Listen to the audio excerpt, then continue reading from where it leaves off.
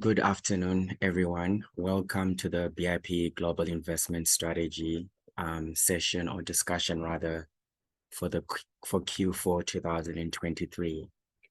I'm going to quickly start off with a very quick year-to-date overview, just to give you a sense of how we've experienced the global economic evolution as well as that for global capital markets.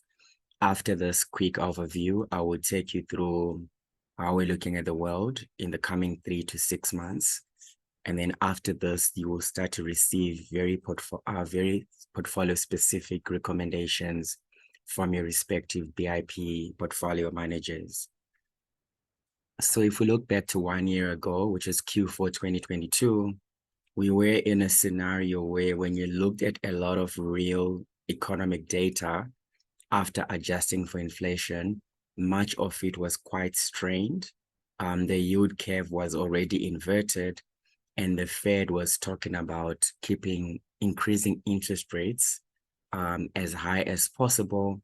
And then once they get to the highest level possible, they also made a commitment to keep the rates on pause for as long as possible. And I think a lot of global investment strategy discussions, we're really fixated around what that means, because as you would know, in many prior cycles, after you go to the highest rate hike, you automatically started to cut interest rates. So this was going to be a very different regime for quite a lot of reasons. What was unclear about that at that point in time, was how that would translate to global economic growth.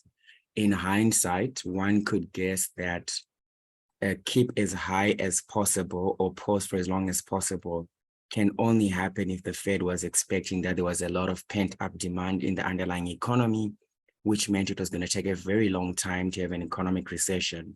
So with hindsight, that almost becomes a very obvious explanation. But back then, the rate of the pace at which the Fed was hiking rates was quite worrisome. And I think we were starting to worry that based on historical precedents, something was going to break. So I guess based on the experience of prior cycles, the picture or visual that was used to position portfolios is best summarized by this particular slide. We then moved on into the first quarter of 2023. And what was starting to dominate that quarter was that the Chinese policymakers had opened the Chinese economy at a much faster pace than anticipated. And global investor sentiment was shifting constructively towards that.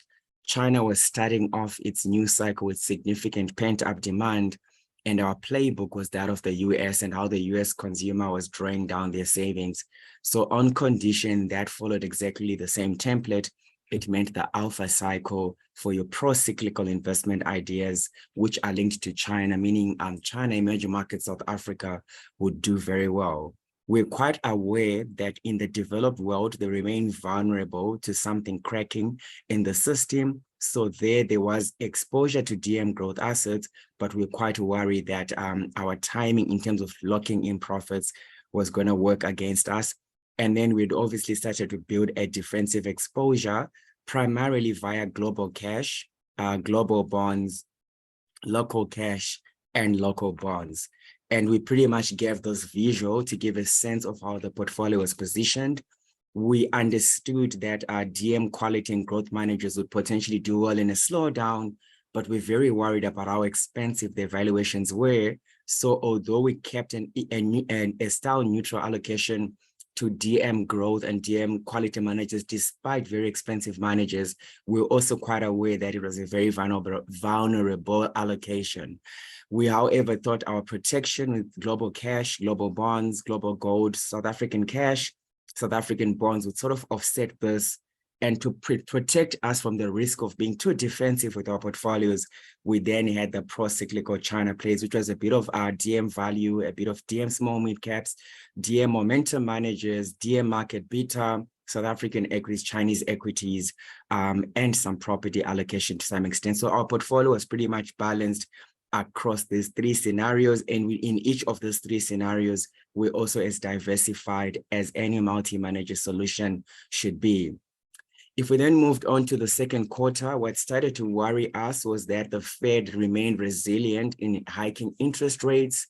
And we kept on reflecting back on our earlier positioning, which is something in the system would break. And suddenly we started to see signs of things cracking. So the UK gilt market had a very serious, albeit quite short-lived blow up. We then had the US banking sector starting to have regional bank stress. And it was not really clear at this particular point in time how many other banks were going to be hit. But when you look at the typical global economic recession playbook, what was starting to become very obvious in the second quarter was that the US housing market was now weak, the manufacturing sector was now weak, the banking sector was struggling, and the next shoe to drop was the labor market, which is pretty much how typical recessions progress. So at this particular point in time, although we had this defensive positioning, we were starting to get quite worried about how the Fed was determined to eliminate inflation out of the global economy. So essentially, we're starting to lean a lot more towards defensive fixed income assets. And what you saw in that particular quarter is that your bonds continued to sell off and they became quite cheap. So we started to move from global cash into global bonds. And on the South African side, we started to move from South African cash or multi-asset income funds to unconstrained fixed income fund, just to keep on making this slightly more defensive, in the sense that if should anything break, the performance from this would protect us from DM growth and quality managers that we were a little bit hesitant to completely disinvest out of. And in any case, our process would not allow us. When we got to the third quarter, which is when we met you last quarter, what was starting to become very obvious to us was that the support for China plays was diminishing. The support for the vulnerable growth assets was diminishing because policymakers in the US continued to aggressively hike rates, and policymakers in China almost became unsure of how they wanted to progress, or they were administering policy support, but at a very frustrating and slow pace. So looking at all of these things together, what started to become very obvious to us was that the manifestation of the potential slowdown in the US was going to be very slow, and the recovery out of China was also going to be very slow. And what we started to wonder was, what was the middle ground between exposure to your growth assets, exposure to China, and exposure to domestic defensive fixed income? Obviously, at this particular point in time, most of your traditional risk signals continue to deteriorate. So you now started to struggle with the issue of deteriorating risk signals on the one hand, and then policy legs almost delaying the manifestation of what your risk signals we're reflecting. And our decision then became to consult with clients and establish exactly what their true risk appetite would be if policy legs were longer than anticipated. So essentially, a lot of our discussions started to find out which of our clients were far more defensive than our positioning. This really meaning that they wanted more allocation to defensive assets than us, or which clients were very bullish on DM and wanted more DM growth and less Chinese exposure. Pretty much the conversations became around saying the policy timelines required to bring a profitable balance across these different regimes were proving to be more difficult to ascertain. And it was very difficult for the investments team to do this alone, because the conviction to become more defensive was increasing. But on the other hand, as our conviction to become more defensive increased, so did the timelines for the defensiveness to play out, which meant we needed to become far more sensitive to business risk and client risk. So a lot of discussions started happening around potentially reducing our allocation to inflation-linked bonds, reducing our allocation to nominal bonds, and rather allocating that to unconstrained fixed income managers who still had the opportunity to move into cash if necessary, but quickly go back into bonds if necessary. On the global side, bonds potential returns became extremely high, whilst equity and property became very expensive. So to sort of give up property and equity whilst it was rallying for pure global cash was a very hard call, because at the same time, the dollar was looking very expensive, meaning if the dollar weakened for whatever reason you can think of, and you had a lot of global cash, the currency risks would slaughter you. So you almost needed a point in time to accommodate less growth assets, but make sure that whatever you bought on the offshore side would not harm you significantly if you got your currency call wrong, which meant that we couldn't really move into unconstrained fixed income or cash globally as much as we did locally. So on the global side, we pretty much kept our conviction with bonds, to protect growth assets, but to also protect from an unexpected currency risk development. And obviously, on the back of this, we kept on leaning on our clients to sort of give us a sense. But ultimately, a lot of our conversations last quarter were pretty much premised around the direction of the economic cycle in China pretty much remains one way. It's already landed. It was a hard landing, and it was starting to move towards a bounce. And the one for the US was where it already took off, was at maximum heights, and was starting to engage into descending or landing, but no one obviously knew how it would land. So pretty much you're trying to find out what would be the comfortable ground in a scenario or a world where these two directional arrows have actually not yet shifted. And as you can imagine, that was a very traumatic, I think, experience. And we're pretty much still seeing the side effects of that. So if we just quickly summarize this with text and less visuals, generally the direction of our calls, we believe were generally not disputed across the team. Most of our clients did not dispute the direction of call. The struggle actually was more about how exactly do you position in the middle of these two extremes. This was the most dangerous with the strongest performance. This was the most attractive but the weakest performance. And you sort of had to figure out how to balance out those two particular environments. So the other part we'll notice that although we positioned our portfolios defensively, as I've already mentioned, it's very important to realize that when we started to cut out growth assets, the risk signals were extremely worrisome. So there was not a lot of freedom to think about what to do, because the Fed was hiking rates aggressively. The yield curve was deeply inverted and was getting deeper and deeper inverted. And what you also saw was that the dollar was becoming stronger. So anything that causes a risk off was becoming stronger and stronger. And valuations, unfortunately, for most of those growth assets were very expensive. So the most obvious thing to do was to harvest as much capital protection with maximum yield as possible. And unfortunately or fortunately, bonds locally and globally sort of became the place to hide, all else equal. Then if we look at the challenges to this particular defensiveness, is that a lot of atypical cycle events happened. So when we say atypical, what we mean is your normal risk signals like your bond market yield inversion, the dollar interest rate hiking, the slowing down of global economic growth, all of those things were pretty much happening in a very normal way. But there are two things that happened, which is pretty much the US government engaging into a pro-cyclical policy. Pretty much this means government typically should not spend when companies and consumers are very strong and are spending. They typically spend in a recession when companies and consumers have got balance sheet issues and they cease from spending. This time around, the consumer was strong, companies are strong, the Fed was trying to weaken them so that inflation could be controlled, and US government came in and worsened the job. And as you would know, fiscal spending is not easily observable. You can't really measure it. And it's also very difficult to tell if they announce a spending program, how long does it take for it to be approved, for the money to be released, and for it to start to affect earnings. So it's a very typical and unusual development that was happening. And it was also hard to tell how much worth of savings did US companies and consumers have, all else equal. So on the one hand, everything suggesting downside risk was becoming stronger and really calling for conservative positioning. But these two things were offsetting, and you didn't really know how much danger there was or how much danger these two particular areas had removed for portfolio positioning perspective. And we took the view that we did not have the skill to discern all of those things. But what we do know is that yields of around 10% locally and 4% globally are quite attractive. So rather harvest as much yield as you can and wait for things to give more clarity.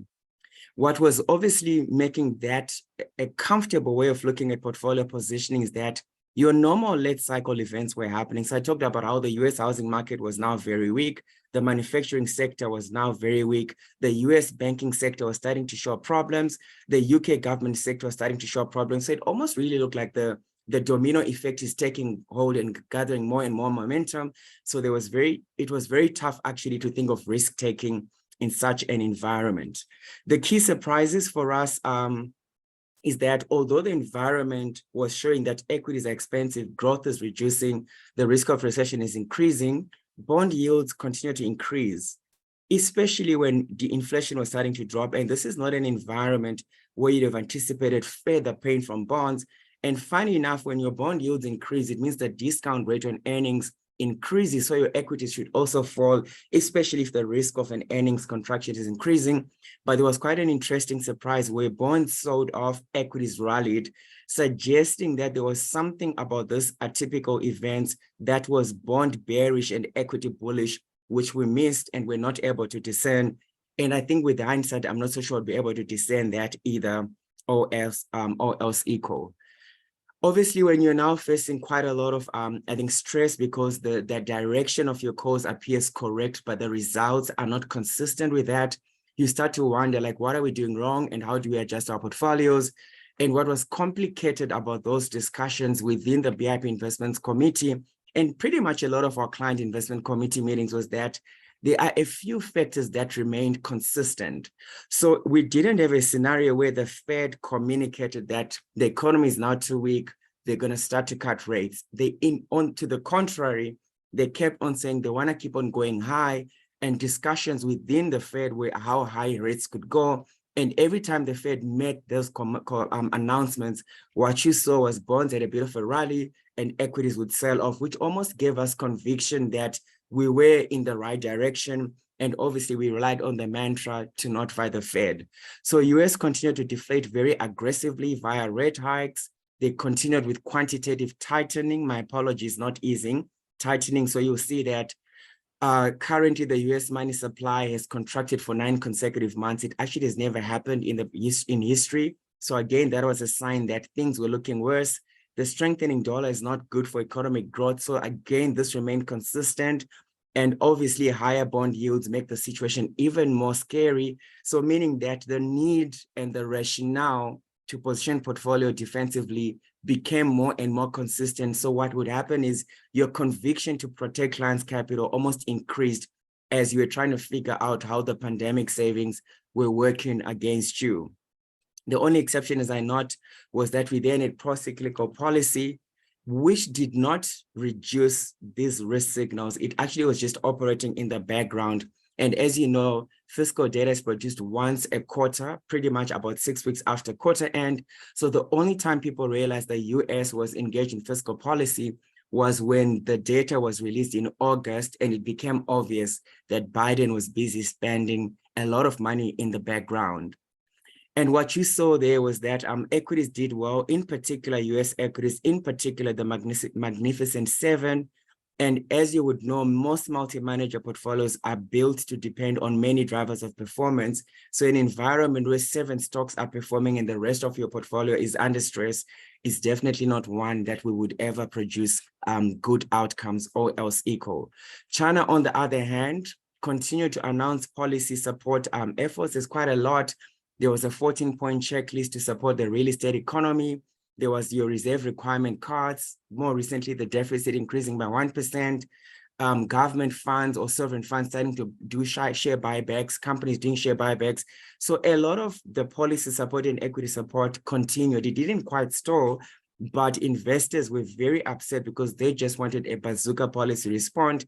And despite policymakers consistently seeking to revive this economy so that it would move from a crash and start to recover, investors were very upset with how slow and reactive policymakers were. And unfortunately, that continued to lose momentum up to this particular point in time. So essentially, we started to struggle with portfolios which are positioned defensively, but are starting to have high volatility. The reason why our portfolio started to have high volatility is that for the first time in a long time, the volatility of the bond market locally in equity and globally exceeded that of the property and equity market. So you're telling your clients, my portfolios are defensive and the volatility metrics are rising. So that really started to stress us out, because all else equal, our volatility should have dropped, given that we're starting to harvest a lot of yield in stable asset classes. But unknown to us, bonds became extremely, extremely volatile on both sides. So on the local side, we started to reduce our bond allocation and introduce unconstrained fixed income managers, so that we would keep our high duration risk bet and not give up on that, because the upside coming out of local and global bonds was becoming more and more attractive. On the global side, the equity risk premium became more and more negative, and the property risk premium became more and more negative, meaning there was absolutely no risk compensation for investing in equity or investing in property. So you had to be underweight these two asset classes. Property underweight was comfortable for us because property kept on underperforming. However, the equity underweight was so painful because equities continued to rally, and it was not a broad-based rally because our underweight for DM was just 5%. So if it was a broad-based rally, we would have done well. It was actually a very concentrated rally. So you actually got hit twice. Broad strategies, underweight, and only 7 stocks. And as you can imagine, bonds, it really was not a comfortable experience altogether. On the global side, the temptation then was to reduce your global bonds and buy global cash. But the prospective performance from bonds, as I'll show you later, at that point in time was around 17%. And the prospective loss from the US dollar exposure, if the dollar started to weaken, was pretty much over 25%. So you were in a scenario where if you have 17% from bonds and the rand recovers by 20%, at least you're 3% down. But if you buy global cash at 5 or 6% and the rand recovers by 20%, you're 20% down. So whilst you wanted to reduce the volatility of DM bonds by buying cash, you would automatically increase your currency risk, which would mean that to buy global cash meant reducing offshore exposure so that the currency risk remained balanced. But reducing, my apologies, offshore exposure when your global equities were rallying was definitely an unthinkable act. So here we pretty much were stuck with global bonds, the high volatility, because we didn't know when currencies would play against us. And I think that was the biggest dilemma. And to go onshore, as I've mentioned, was also not exactly the easiest thing because the performance was pretty much in US equity stocks, US credit, and European credit, as you would see with funds like the BCI Income Plus, which continue to do phenomenally well in this particular environment. So generally, a very tough call where traditional risk signals supported our positioning, policy development supported our positioning, but there were two things, which is the Biden spending that really sneaked up on us unknown, and obviously this whole AI craze, which wasn't new, but unfortunately gathered a lot more momentum. So major downside risk areas remained equity markets, credit markets, and currencies. And funny enough, on the DM side, this was the place to be. And equally, this was also the most expensive area. So quite a difficult one for evaluation-focused manager. Whilst all of this was happening, a few wild cards where anything can go wrong continued to manifest, where the potential global energy price shock risk manifesting recently with the Israel-Hamas war. And then Russia-Ukraine is not really done, so you couldn't really tell what was going to happen on that front. And then the US dollar was starting to look very expensive. And most of you would know that South African investors are always caught on the wrong side of the dollar when it's coming off extremely expensive levels. And what we knew then was that the US dollar was getting a lot of support from interest rate differentials, to some extent government deficit differentials, but not quite a lot of GDP growth differentials. The reason why I say that is from a GDP growth differential, the outlook was for Chinese growth to improve and US growth to continue to weaken because of the policy stances that they were consistently implementing.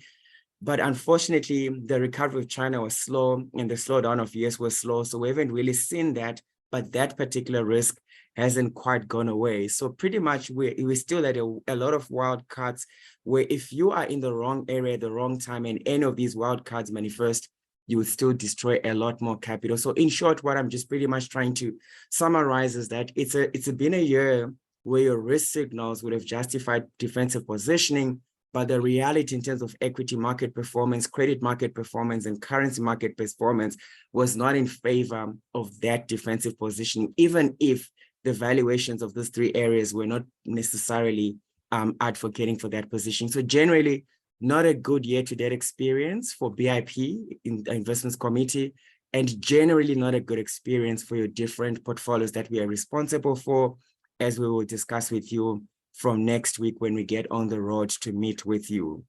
So with that out of the way, I'm going to quickly give you a sense of what we're trying to focus on for this quarter, which is the next 3 months to 6 months.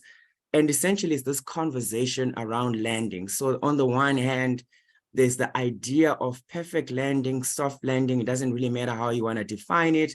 Then there's a second idea of no landing, which from a logical sense doesn't actually make sense that something with gravity doesn't land. But in any case, if you wanted to do very well so far this year, you had to believe that US stocks and global technology, despite being very elevated, were not going to land. Definitely against common sense, definitely against gravity. But if you're too logical, you would miss out on those particular opportunities.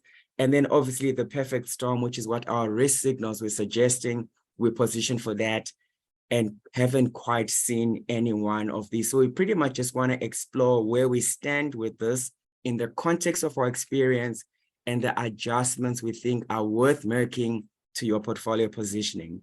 So the first and most important conversation is the moment you have landing A, landing B, landing Z, landing as a discussion dominating global investment strategy conversations, the most important question is to say, what actually ignites landing conversations?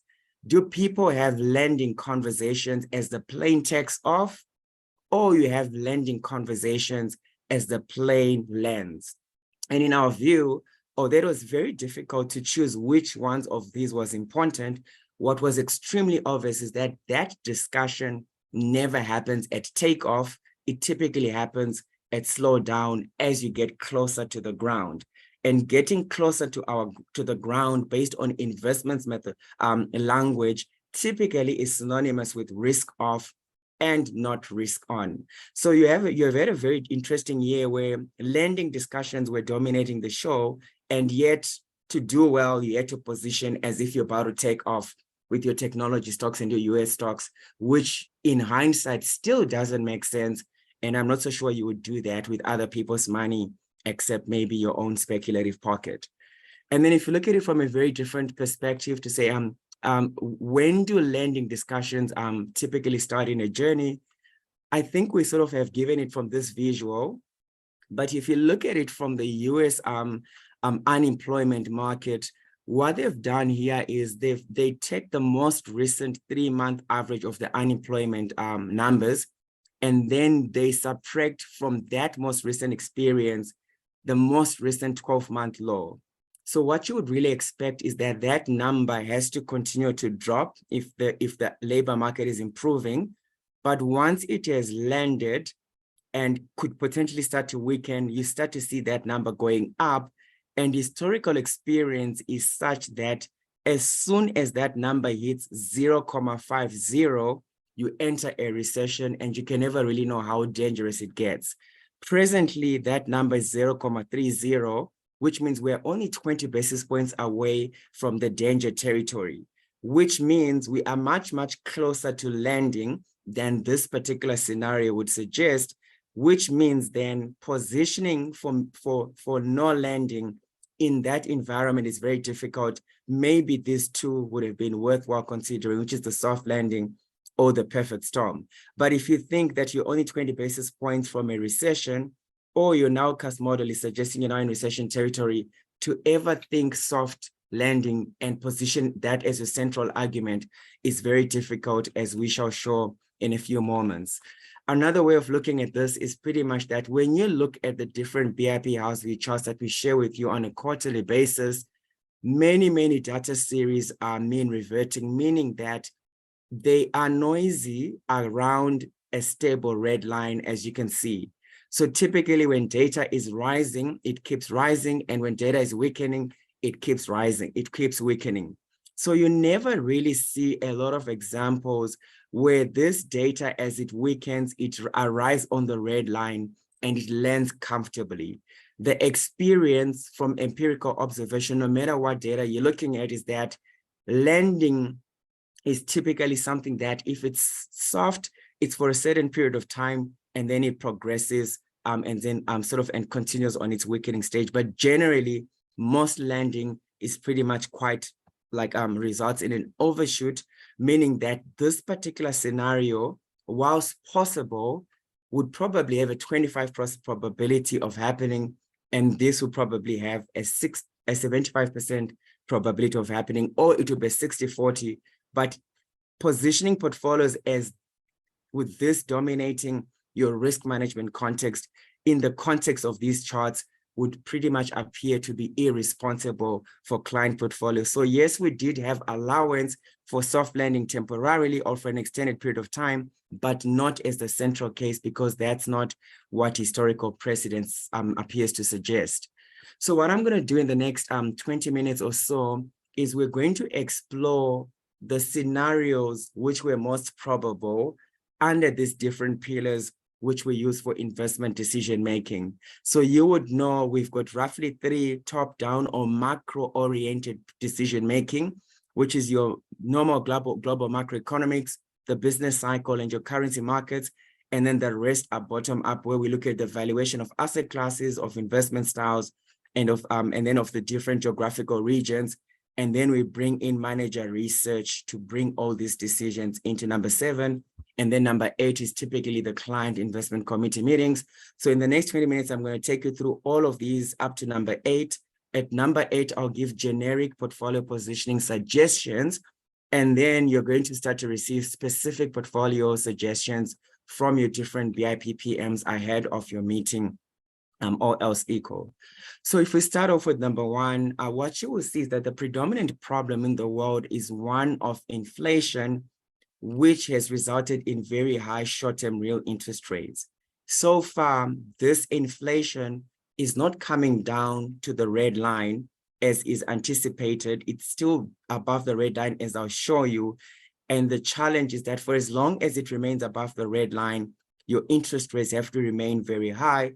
And if you look at the scores for the US, which is pretty much the bellwether for the global economy, on the inflation front, we're at minus 1.42, meaning we still have 142 basis points to get to 0, which is the mean. But as you know, typically you don't stop at the mean, you actually undershoot. And then from a monetary policy perspective, this is again a very negative number, meaning that the trend for the US economy is negative. And if you also look at the quarter-on-quarter trend, it has remained negative for pretty much the last 12 months, which is the arguments we've sort of continued to share with you earlier. So if you look at historical experience, the current inflation target is 2, which is pretty much where my cursor is. And if you want to achieve an average inflation number of 2% in the long term, every overshoot you have must be followed by an undershoot. Every overshoot, undershoot, you overshoot, you undershoot.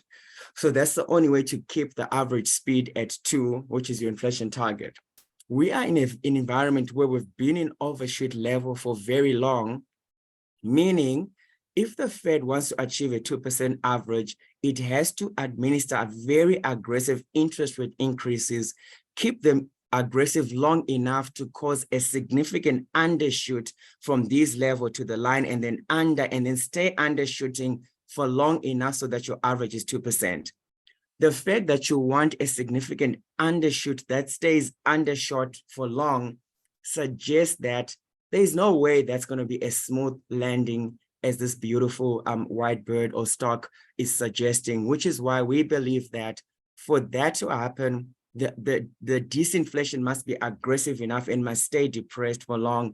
And in our view, the global macro environment does not suggest that soft landing is your baseline scenario, unless you think we're going to defy history, which is a very difficult assumption to use when you're dealing with clients' money. So in a more visual context, this is where inflation is, excluding energy. And you can see the relationship between core inflation and nominal GDP growth. As your core inflation drops, you reduce nominal GDP. As inflation rises, nominal in GDP rises. So effectively what we're saying is, if we are going to have inflation at this level, we need to have a significant undershoot. And all we're arguing is that a significant undershoot of inflation is impossible without a significant undershoot of nominal GDP. And what you can see is that inflation is still outside its 1 sigma band, so it can actually move quite a lot to move in, but nominal GDP is already in dangerous territory, which means any further drop here would take this below the average. So meaning that if we are going to solve the inflation problem, nominal GDP has to come down lower, and nominal GDP coming down lower means nominal earnings also have to come down lower. And all of a sudden, it becomes very hard to position your portfolios for such a beautiful outcome, because that doesn't look like what one can expect. You can also connect real interest rates to real GDP growth. If you want this aggressive reduction in inflation and for it to then undershoot for a very long time, you have to keep your real interest rates elevated for a very long time. As you can see, the more you increase your real rates, the more you decrease real GDP. And if this is going to stay elevated at this point in time or increase further, then real GDP is going to have to undershoot for longer. So essentially, we're now in an environment where higher for longer short real rates are possible only if you have lower for longer real GDP growth, which is again a concern for us in terms of portfolio positioning. If you then think that the escalation of the Israel-Hamas war might result in oil prices increasing, resulting in US inflation stopping this decline trend and starting to increase again, all of a sudden you are in a scenario where escalation means these real rates have to go higher and this real GDP has to be pressed lower. Either way, that's not a good scenario. And so far, indications are Israel is going to respond as aggressively as they can to make sure that Hamas and Iran know that it means business. But the more determined it wants to silence them, the more agitated they are, because they also want to show their strength, which pretty much means that higher for longer becomes an increasingly possible economic scenario. And again, if we just pretty much come back to recession usually kicks in when lending discussions increase.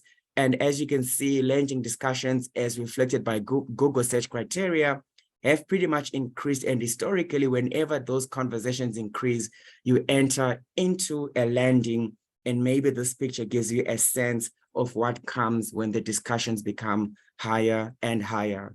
And then if we look at another case, which is your equities investor sentiment, the moment you start to have equity investor sentiment landing from high levels, which is from optimism back to weakness, you're typically looking at landing of the equity market as well. And again, from that particular context, our general sense is that when you are positioning client portfolios and you have to think of scenarios to use to position those portfolios, this particular scenario to us is possible, but not when we're starting to talk about lending from high levels and all of this lending and all of the scenarios. So it is definitely a possible, but we cannot foresee us positioning your portfolio with the bet that this is the central scenario. 1/3 maybe, 40% possibly, but the dominant risk scenario we will look at is the particular one of hard landing, where even if you sort of land and you land on the shore, there might be a looming danger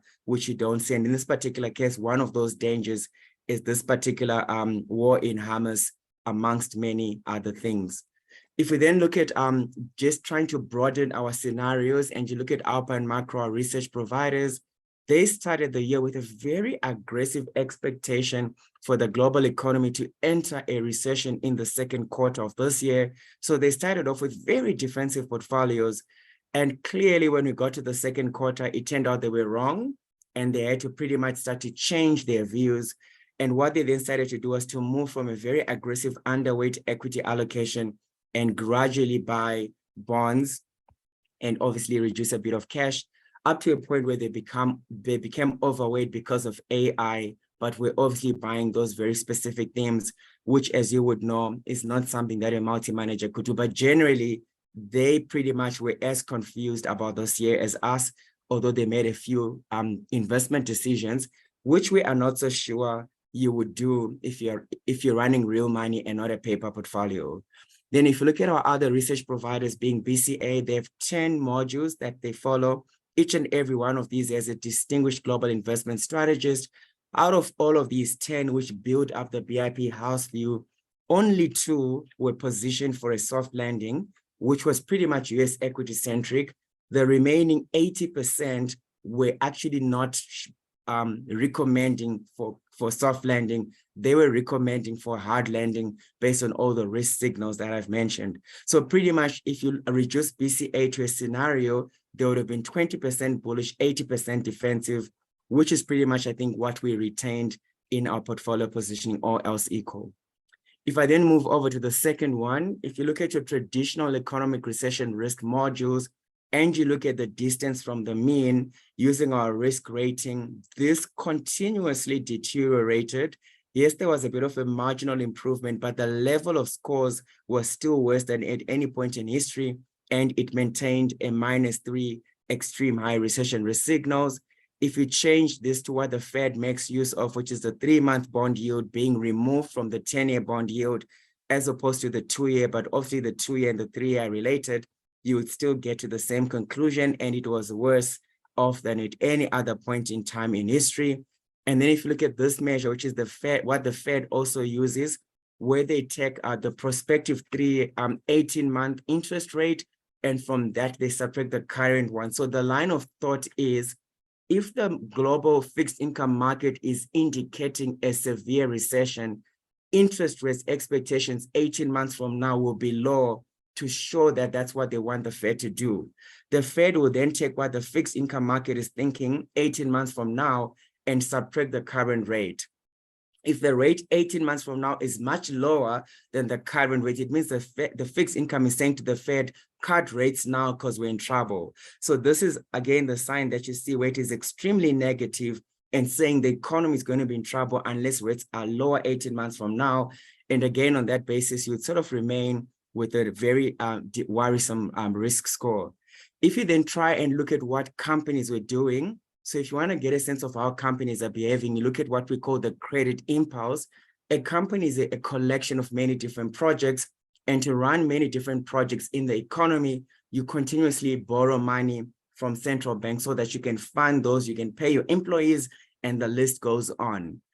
Normally, when companies are borrowing money on a rolling 6-month basis, the prospective 6-month economic growth number also increases. When companies are no longer borrowing money, it means that they are worried about the outlook. They're starting to protect their balance sheets. And normally banks will also be protecting their balance sheets. And as you see, the extension drops and your growth also drops to the same extent.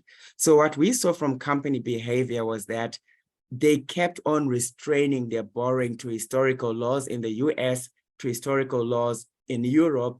And if companies are becoming more reserved, that pretty much means there's trouble ahead. So again, from this particular point, it was difficult to even have a bullish view in one's thinking. But what actually happened is your economic surprises continued to increase, meaning that the power of pandemic savings and Biden's spending, which only became public knowledge in August this year, was lifting economic surprises. But unfortunately, most of those savings are closer to running out, and there are no signs that Biden will be able to spend again going forward, and hence this whole debt ceiling conversation happening, which means that for now, these economic surprises are at their best, and to think they can go higher is a bit difficult. So the starting point for business is also not a good one, all else equal. So to the extent that companies are not borrowing, rates are very high, they're going to have to refinance at much higher rates. It then means that to position for no lending for companies, which is what has been happening this year, is pretty much only possible if you make the assumption that the companies don't have to lend, they'll be swallowed by the crocodile or the alligator from the sky. Again, this is not a good scenario for us. So again, on this basis, no lending to us would still be dangerous because there's so many dangers lurking in the underlying economy for now. If we move on to the third part, which is your currencies, what you saw with the US for much of the last 12 months is that they increased interest rates at the most aggressive level ever, meaning that they removed short rates from negative to positive. And as that was happening, the US labor market became extremely strong, wage costs became extremely high. And as that was happening, the US government was removing stimulus from the economy. So it pretty much had the US economy being hit by government withdrawal, strong dollar, high rates, high real rates, strong market. And essentially something had to crack for this economy to keep going. And what we saw is the US government actually started to spend, which is what we only realized in August of 2023. So no one was talking about US fiscal support because it is unusual during a rate hiking process. And this is pretty much then what kept this economy and a few companies afloat, but everything else remained in dangerous territory.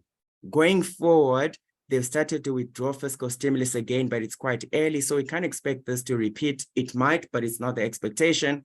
The dollar stays in strong territory, rates remain high, real rates remain high. The labor market also remains quite high, although as I showed you earlier, we're only 20 bips from hitting a labor market point where it starts to weaken at a pace that is difficult to call. So this looks like it's about to crack, but it's hard to say, meaning that if this doesn't crack, we do need dollar weakness because everything else does not look like it will support the US economy. So pretty much you're in a point where the normal experience is when rates are being increased, or when rates are being increased, as you can see with my pointer, the rate increases typically come with withdrawal of fiscal, rate cuts, fiscal support. This is the first time that you've seen this line contradicting that line, and again, not easily observable. Will they do this again? Possibly not, which means that if they don't do it again, we need to see dollar weakness, or we need to see the labor market crack. The labor market is close to cracking, as you can see here, and the dollar, we don't really know what's going to happen. But what it effectively means is that at this particular point in time, we're a little bit concerned about the prospective direction of the US dollar. So if we go to the next chart where we look at the US dollar, what we're doing here is we're taking fundamentals in the US economy and we're dividing them by fundamentals in the rest of the world. So what I really mean by that is, if you take US business confidence as an example, you take US business confidence from 2000, the year 2000 to be more particular, and you divide it by confidence in Europe since 2000, and then you look at that fraction. Obviously, if the number is above 1, it means the US is stronger, and if the number is below 1, it means the US is weaker. When you do it across a lot of fast-moving economic data, and you consider that the Europe makes up over 50% of the dollar index, what you see is that the US is stronger than 50% of the dollar index by a score of 1.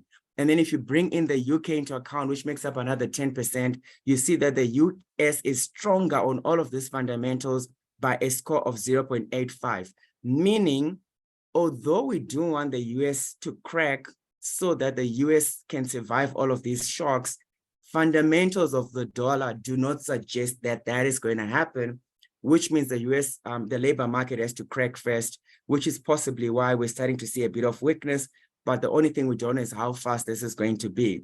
But based on fundamentals alone, the US may not land. So here we can talk about no landing. But unfortunately, when you talk about no landing in a currency context, you are exerting a lot of pain on companies and the global economy. So this, again, if you look at lending from a currency market perspective, no lending for the dollar is possible because it's got better fundamentals, but that is actually a negative thing for the global economy, which is why we then say the impact on the business cycle is actually negative. And to be honest with you, it's actually the Europe and UK score which matter more than these other ones because they're too small in the dollar index. The concern we have, however, is that the US dollar is also normally a function of GDP differentials between the USA and China. So whenever the US has got higher growth or is operating above its sigma levels, and China is operating beneath its sigma levels, it will mean that the US is got an upper hand from a GDP growth perspective. So this explains why the dollar has been quite strong. The problem we have is that they are now moving into their sigma bands, but in opposite directions. The US is landing into its sigma bands. China is taking off, trying to get out of its sigma bands. And the risk is that if China continues to stimulate like they're doing, and the Chinese consumer starts to increase in confidence and starts to spend, all of a sudden this number can increase while the US number is reducing. And that is a catalyst for the much needed dollar weakness. So essentially you are sitting in a scenario where there will not be any lending for the dollar, unless the Chinese economy recovers significantly, which is also another way of saying, sorry, my apologies, which is another way of saying you will not have a pressure release valve here unless it's the US dollar, and the US dollar will not be that release valve unless China stimulates aggressively. So all of a sudden, the only feasible scenario where you have dollar weakness to save the US economy is one where the dollar weakens because China is recovering. And all of a sudden, a scenario which requires a soft landing requires a Chinese recovery. So you cannot really have soft landing as your central case unless you're expecting dollar weakness on the back of factors such as pretty much a Chinese recovery. So I think for us, that becomes a big risk. But obviously, a Chinese recovery is very good for the rand, which is currently extremely cheap. If you do the same exercise for the South Africa and you compare South Africa's business confidence, consumer confidence, all the way to fiscal impulse relative to these geographical regions, what you will find is a very interesting revelation where although South Africa is not doing great, on a relative basis, those fractions are actually not negative, with the exception of the US. In all other cases, it actually has generally decent fundamentals in cyclical countries, meaning that if China recovers and the fundamentals of the rand are not so bad, it might mean that you might actually have unanticipated rand strength. If you then consider the fact that global investor sentiment towards China is extremely depressed, global investor sentiment towards EM is very depressed, and global investor sentiment towards South Africa is very depressed, a sudden change, especially if it's a violent rotation of global investor sentiment, can actually cause a violent rotation of the rand. And you will know that South African investors are always caught out on the wrong side of this trade. And our view is that it's a very highly likely scenario if China surprises and sentiment changes violently and quickly. So from that particular context, our view is that from these levels, an unanticipated China recovery is very unlikely to cause a soft ZAR landing. But let us assume that we're going to have a soft ZAR landing. A soft ZAR landing means that the ZAR lands on the mean. That's a very long way to go in any case. So soft landing or not, for the rand, it's not good for your offshore exposure, which is again explaining us being so scared of global cash, because one or two aggressive policy announcements in China today with a sudden recovery, like in the markets beginning next week, all of a sudden might have negative implications for rand exposure, which means that whatever global allocation you have, it has to have upside that is significant enough to offset a soft or hard landing by the rand, both of which are quite dangerous. So if we then have to bring this back in this context, we would say this is not a time to be complacent around the rand risk. You really don't have to be too close to it. Unfortunately, if you also move too many assets locally, you will pay for it because global has done better than local. But definitely the decision to start moving from offshore back onshore is one that is not far. And I think the distance and the timing is pretty much visually best reflected by this visual that we have for you. If we then keep on now on the bottom up signals, which is your asset class valuations, they're actually very good pockets of value in South Africa. We actually remain one of the most attractive area, and developed markets I've mentioned are quite expensive. So the risk is that your developed markets sell off, the rand strengthens, then you make a double loss because you were too bullish on the offshore and you did not hedge your currency. And you'd know most multi-manager solutions can't hedge DM equity risk, can't hedge currency risk. And the starting point, as I said, is really not looking good, meaning that at some point in time, portfolios are going to have to reflect this to protect from equity market risk, currency risk, and maybe Chinese recovery risk, if that's what we are going to call it.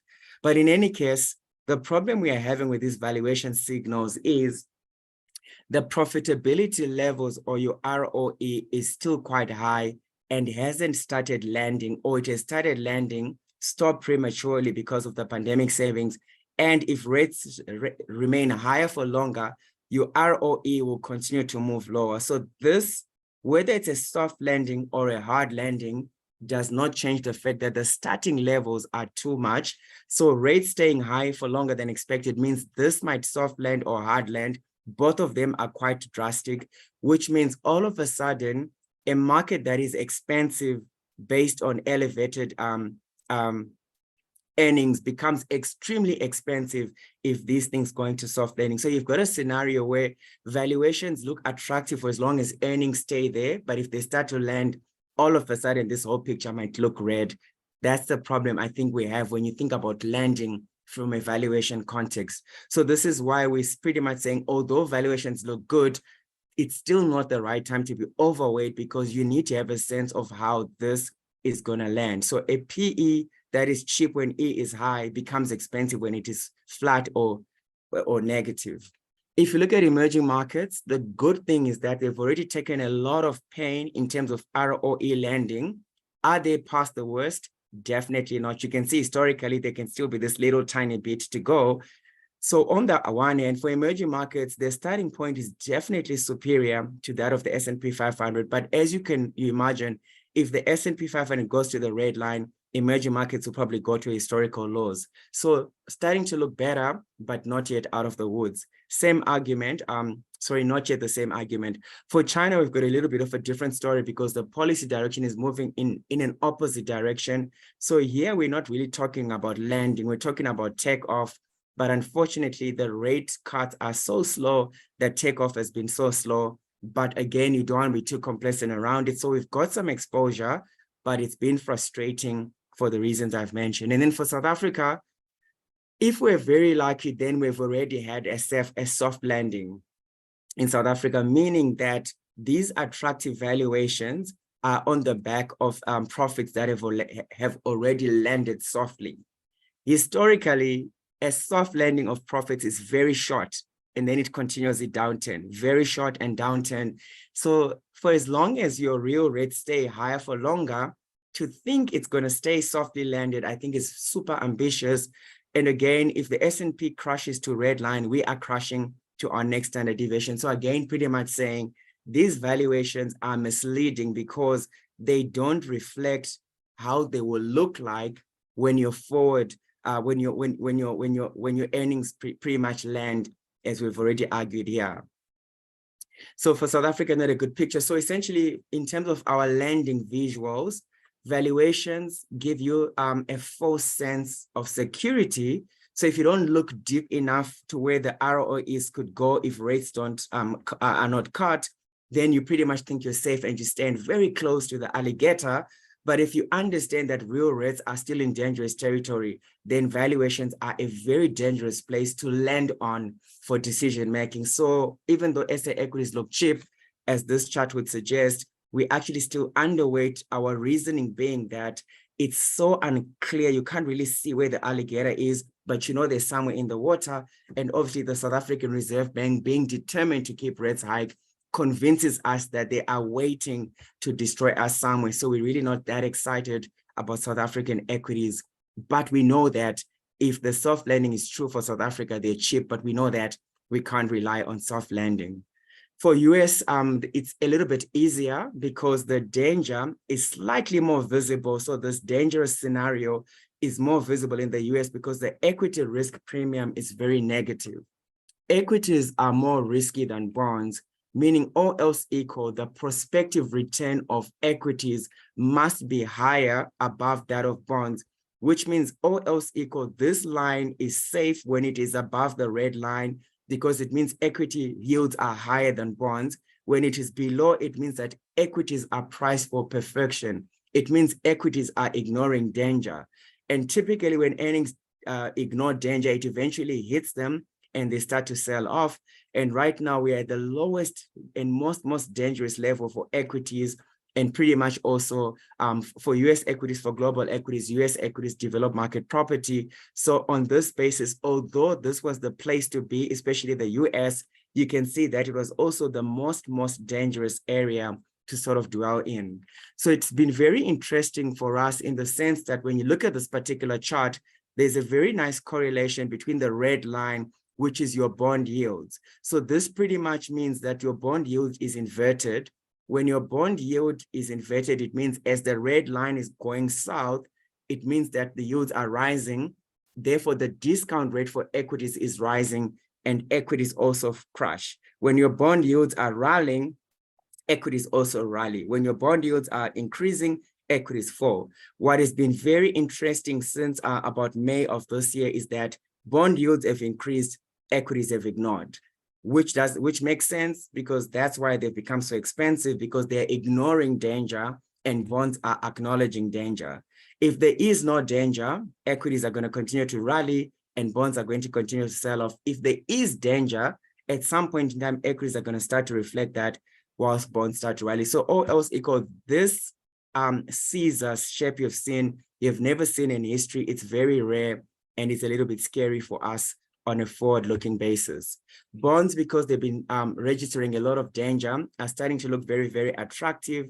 The problem is that if bonds don't rally, these yields stay very attractive for long and equities are exposed to danger for longer than you want. So all else equal, you pretty much just stay in bonds with a yield of 2% real, plus the current inflation, I think, of 4%, so you get 6% in dollars, which is almost the same as what you're getting in cash, except with bonds, if rates are cut, you've got this significant rallying potential. So for the same yield as cash, you've got much, much better capital upside, which you need actually if the rand moves against you. Just to give you a sense of how attractive the outlook for bond returns is, we're currently at a yield of between 5.25 and 5. If we move to 5.5% straight, you make a loss of 2.5%, which is another rate hike. Further movements by the yield, which can only happen if we have another rate hike. But if the economy continues to show problems and there's a hint that the Fed has paused and your bond yields start to drop, all of a sudden the prospective capital gains are increasing quite substantially. So if your bonds, for example, drop all the way to 3.5%, you've got capital gains of about 12.5%. Combine that to your yield, all of a sudden you've got equity-like returns from bonds at a time when equity is at a very dangerous level. So if equity type returns can come from bonds and equities are too expensive, you better make your equity type returns from bonds, which you also need for capital protection, all else equal. The problem we are facing with today is that if you look at this particular chart, it is quite clear that the prospective direction for equities is a landing that is not good and bonds have already landed. So you actually want to be in bonds and not participate in the landing of equity markets.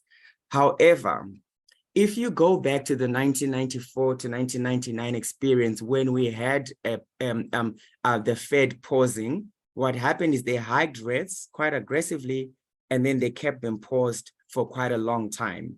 What you saw in that era was that as soon as markets became confident that the Fed has paused and their next move is a down, but at a slower pace, which is where we are today, the equity market rallied very aggressively.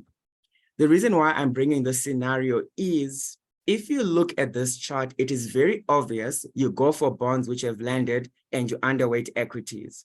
That is logical. If you look at fundamentals like your growth text, which is showing you the pressure that is on equities, it continues to increase. So in this scenario, you definitely want bonds and you don't want equities, especially when the risk compensation is this negative. However, if the current experience repeats what we saw in 1994 to 1999, what you have is a scenario where the Fed has finished hiking and then it enters an extended pause going forward, which is what they did between 94 and 99. And as soon as the market was sure the Fed was paused and it was a bearish pause, meaning it was not a pause to hike like they said last quarter, but a pause to cut, the equity market rallied explosively. So if you stick to fundamentals and logical and common sense, you wouldn't be buying equities, you'd be underweighting. If you look at the scenario, you can actually wake up and be blindsided where a pause is interpreted bullishly and your S&P rallies again. So I think that's pretty much the challenge that we are facing with clients. And fortunately, what we have observed is that the equal-weighted S&P 500 has not rallied as much as the Magnificent Seven. So in our positioning, you will find that although things are looking more and more dangerous, as we've shown you here, we are really uncomfortable with any further reduction in our underweighted DM equities, which is pretty much at only 5%, because this is very, very possible. However, if you look at this in a different way, this is pretty much a chart I know we always take you through. I'm going to focus pretty much on this particular last one, which pretty much says as soon as the Fed announces that they could start cutting interest rates, on average, 12 months after that, the equity market has been flat over the long term, not over a particular regime where they rallied. So whilst this happened, it's not the norm. The norm is that markets are flat. And if the norm happens, then you actually want to be in bonds. But if the unusual and the weird happens, you want to be in equities. So from a scenario analysis, this would be an outlier, and this would be a baseline scenario. Again, from a baseline scenario, we would be equity defensive, but then make sure that our underweights are not too aggressive in case the unusual happens. So it's a very, again, a tricky outlook on a forward-looking basis. So if I summarize it from a visual perspective, you've got a scenario where you might have strength while in the wrong territory. What do we mean by this? If one is to strike the other, obviously the bet is not that strong, but clearly the bet can easily take off. But the crocodile, this is not exactly its area of strength, meaning, again, if we come back to the US equity market, it could rally, but it's not starting from a place of strength. So from a portfolio construction perspective, you wouldn't really be bullish on someone that has got strong strength in the wrong territory. But if you express that view too aggressively, you pretty much will suffer. So you pretty much, again, are in a dilemma. But even with this dilemma, we pretty much, again, not too bullish on DM equities, but we are allowing for the possibilities that they could continue to rally and defy expectations.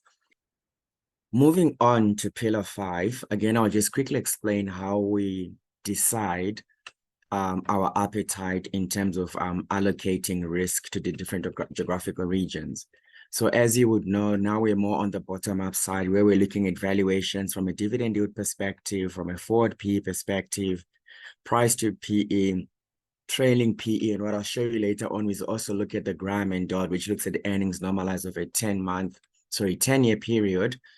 Again, what we do here is we take let me just give you an example. In this particular case, it's the dividend yield.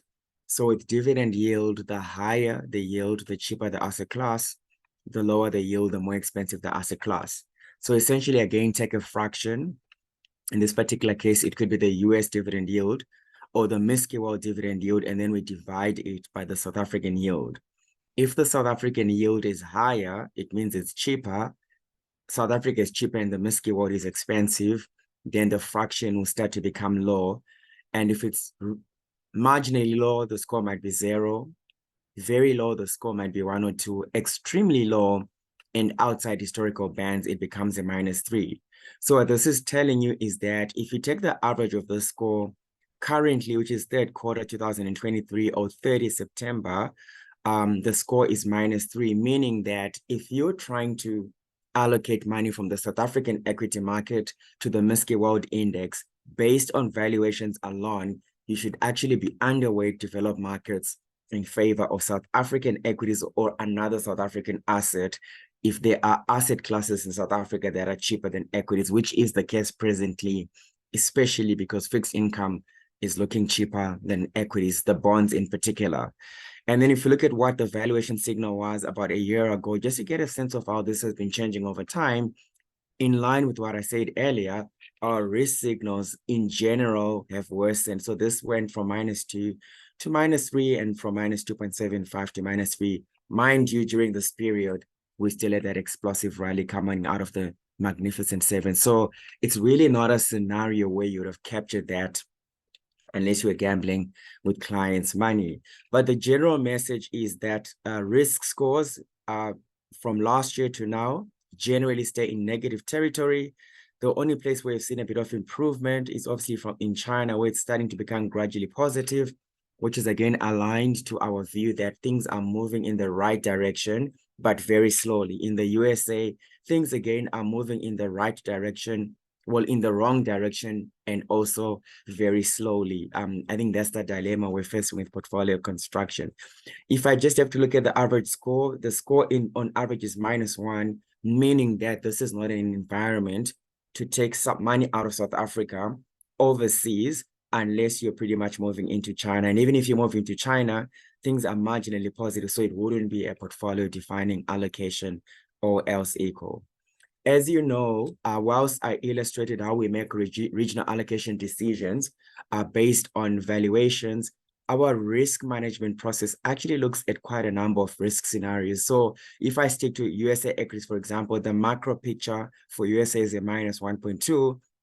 The business cycle for US is a minus 1.79. Valuation score, where you look at the USA relative to its own history, that's a minus 1.81. Valuations of USA relative to South Africa are even more expensive. And then the currency risk, should the dollar weaken unexpectedly, is also quite high. So essentially you end up with a risk-weighted score of minus 1.89. The key message, if you sort of look at what we're talking about here, being the key message being that the score is negative, and if you sort of look at how it has progressed in the most recent few quarters, it has pretty much stayed in negative territory. So we haven't had reason to change our conviction towards DM equities or USA equities or any other regional market for that particular matter. And then in the case of China, the score is is not as bad. And the key difference being that policy is actually trying to get the score to be negative, whereas in the rest of the world, for inflation reasons, policymakers are trying to get these scores more negative. So essentially, from an offshore perspective, China becomes one you can sort of gradually build conviction in. South Africa becomes one where you are neutral because you can't really take money elsewhere, especially also if you take into account that the currency risks are quite heightened. So what we do know, however, you sort of remember the charts I took you earlier, we showed you that the return on equity for China is already hard landed. We've had a hard landing for the return on equity or the earnings for emerging markets, meaning that if we start to have a Fed rate pause and the dollar starts to weaken, we could really have an explosive rally coming out of China and coming out of emerging markets. And the real reason why we have this particular section is so that if the environment suddenly starts to become quite constructive on emerging markets, how do we know as a team that percentage allocation to give to emerging markets or China? And pretty much if you put this allocation on this particular part, you've got 100% DM. Over the long term, DM underperforms EM. And then if you sort of want to build the lowest risk blend, you pretty much just have to move around the efficient frontier and you get to a level of 20.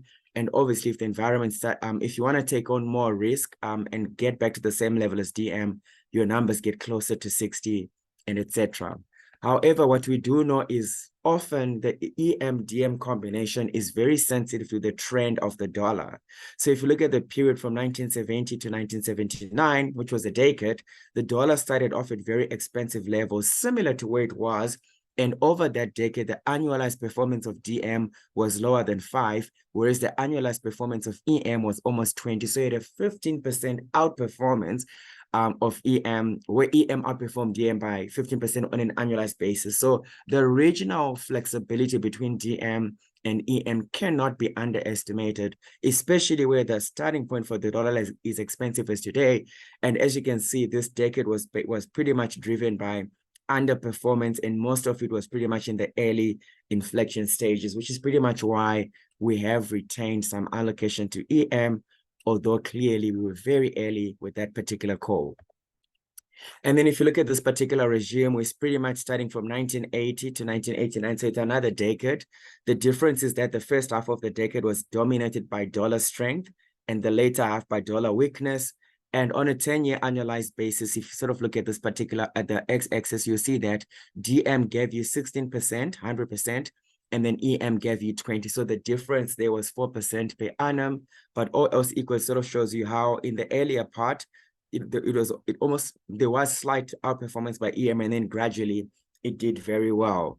And then if we sort of look at a different context where the starting point for the dollar is cheap and it's becoming more expensive, you also see that generally DM outperforms as the dollar strengthens, and you can actually see how the efficient frontier is flipped, where if the starting point for the dollar is one of weakness, you're actually better off staying within DM because you don't have currency risks, you don't have equity risk, which is a flip side of the earlier conversations that we sort of heard earlier.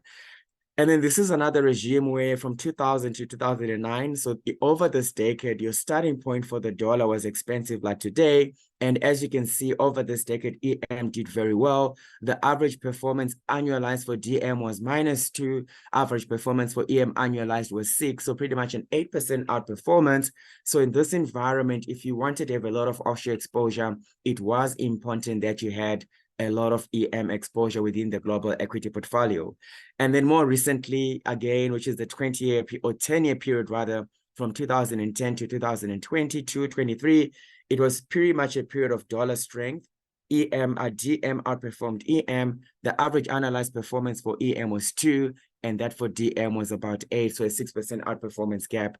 And I think the most critical point we have for is that the starting point for the dollar is bullish for EM, so one cannot underestimate the need for the regional allocation pillar to start to have more prominence as we enter dollar weakness, EM recovery, China recovery. So do not be surprised if the BIP investment portfolio manager starts to become a lot more excited. Although we know we've been excited for a while, we were too early, we got it wrong. But unfortunately, the risk signals are discouraging us from complete capitulation or else equal. Then if you take an average of the split over many different dollar regimes, you still get to a 32.68. So DM 68, EM 32. So again, you'll find that this is one of the bases that we've used for the regional allocation in our portfolios. And then if I sort of finish off with investment styles, as we're slowing down, you really want to have as many quality managers as you can, or growth, because it does well in a weakening environment. And the rationale for that is that quality companies, strong balance sheets, strong cash flow generation. So when you don't have strength in the economy, you want to at least have strength of the underlying economy. Unfortunately, the typical bellwethers of equity styles when we are in a recession are starting off with very expensive levels. And it's very difficult, again, to tell if they will give us strength from the wrong valuation territory. So we pretty much are going to leave this one as it is presently. And then in terms of manager selection, which is our pillar, I mean, the topical areas have really been around how do you increase your global bond allocation and make sure that you don't expose the South African investor to currency risks, especially when the US dollar is very expensive. So we've been doing quite a lot of work to look at for a global fixed income manager who can give you exposure to an attractively valued bond market whilst reducing exposure to the currency of that bond market if the currency is expensive. So what they would do, for example, you saw how attractive US bonds are. They've increased exposure to US bonds, but they're also very aware that the dollar is expensive. So they're significantly underweight the dollar, and then would then balance out that with EM currencies where the evaluations are starting off on a good side. So here again, we're trying to find out ways of navigating the complexity of the environment we experienced this year whilst retaining the conviction in the right areas. So you'll find us talking to you more and more about this particular manager. Please keep them on your radar. On the local side, we already exhausted this discussion where we've kept our view towards high duration fixed income risk. However, over and above doing that, we've started to use unconstrained fixed income managers where they can aggressively allocate between low duration and bonds depending on the environment, which could make it easier to navigate an environment where bonds have good yields, bonds have got strong prospective returns, but are very volatile. Then the flexibility of these managers starts to work. Presently, we've relied a lot on Visio and portfolio metrics for the unconstrained fixed income space. And more recently, on the back of continued manager research, we've added Saffron's active bond fund, which manages duration very actively and has got very strong downside risk protection. So if you look at the risk return scatters, quite an attractive risk profile, strong outperformance of multi-asset income managers, strong outperformance of bonds, but strong capital protection. So again, these are portfolios we still continue to recommend in terms of accessing the attractive yields and reducing the volatility of fixed income as aggressively as is practical. And then on the global side, we're quite aware of the headlines that one of our buy-list managers, Ritway, made on Citywire. We are actively engaging with management according to our manager research process. The good thing is by default, we're already 50% underweight from an asset allocation positioning. So ideally, when you are confronted with such things, the first thing is to reduce exposure, do the work, If the result is satisfactory, keep underweight and wait to see improvements and then start to add back exposure. But if the engagements are not satisfactory, then you move into a complete underweight. So we're already underweight, we're doing the work. If they're convincing, we will not remove the underweight, we'll just wait for convincing evidence to increase. But if our engagements come out with a negative outcome, you may expect to hear us with a recommendation to disinvest. In the event that you're very concerned, please go to our BIP active manager buy list. There's quite a lot of options there. You can also go to the BIP non-active manager buy list. There's quite a lot of options there. And now with valuation so depressed, it actually doesn't really matter. Your entry point is still very good. And then other topical manager issues, we've sort of completed our review of the black manager space or the triple BEE manager space. We've sort of are quite aware for clients that want to increase exposure to this universe of managers, something that we actively encourage. Please contact your BIP portfolio manager and they can share with you the options that you have in this place. And should you have topical exposures on your side, again, please let us know. And as we begin our manager research month after meeting with you, we will prioritize those managers. And then finally, on portfolio positioning, if I start off with your multiple multi-asset class funds, and then moving on to the specialist building block funds, the key point is that we are very defensively positioned. We're quite aware of the lurking danger in the underlying economy. We're quite aware of what higher for longer means in terms of keeping the dollar high for too long, rates high for too long, and stress on companies for too long. That's not an environment you want to have risk-taking as your central view. So we're quite aware that markets could continue to do well. That's probably like a 20% probability, but I think our baseline scenario, which is over 60%, is often an environment with meaningful downside risks. So for the multiple multi-asset class funds, we sold out proportionately from all of them and created a defensive block between 15 and 20 across fixed income. It is gravitated more towards unconstrained income for reasons we've mentioned. And as the Chinese opportunity set started to become attractive, we took about 5% from here and we built this in a balanced fund because, again, we want the ability to get out of equities into Chinese cash if things go wrong. But if our conviction increases, we may increase the weight, but not at this particular point in time. Otherwise, we're keeping a style neutral balance across the different balance funds.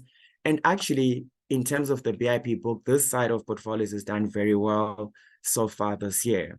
From a specialist building block strategy, the difference in what we're recommending is very strong capital protection, meaning strong underweights, where the client is very concerned about the macroeconomic environment, and slightly constrained underweights of 5 and not 10, where the client is saying the environment is bad, but valuations are starting to look attractive, suggesting that maybe it's already in the price, but it actually doesn't really matter. If you look at our house view, we are neutral to underweight for all growth assets, and we are only overweight in the fixed income assets, China, as well as gold. So pretty much a capital defensive base. So the red reflects the danger we're seeing. The neutral reflects that things may surprise us. And then the upside scenario represents things that could do well. So again, the final portfolio positioning is a function of the appetite of the client. Very conservative clients will push the boundary. Very bullish clients will push the boundary, but the character of our thinking does not actually change. And you have the same picture on the global side.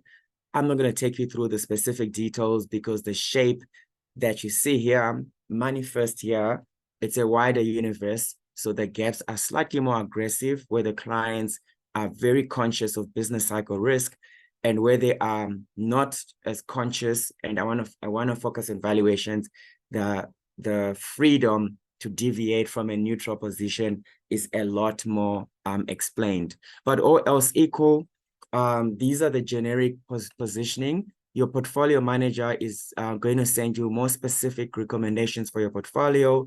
And we also strongly encourage you to please send to us the key topical areas that you'd want us to address during your meeting. We're looking forward to engaging with you in the coming month. Thank you so much for spending time with us. We really appreciate it. Cheers.